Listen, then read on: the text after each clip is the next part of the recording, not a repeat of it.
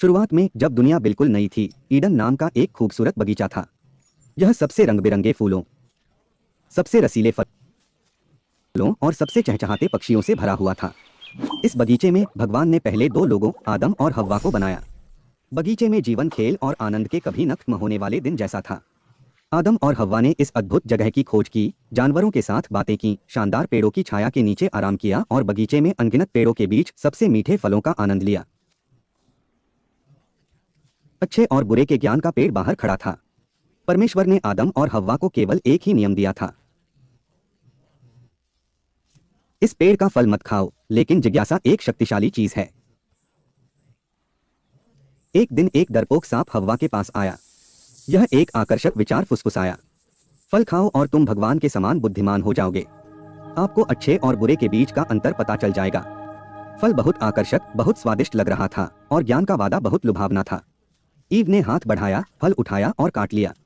उसने कुछ एडम को दिया, जिसने भी खाया।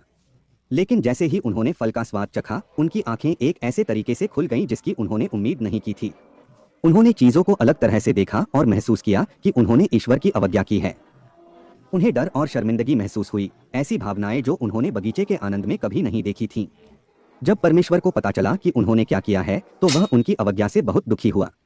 परिणाम स्पष्ट था, वे अब अदन में नहीं रह सकते थे। गार्डन छोड़ना कठिन था। अदन के द्वार उनके पीछे बंद हो गए और पहली बार उन्हें जीवन की कठोरता का दंश महसूस हुआ।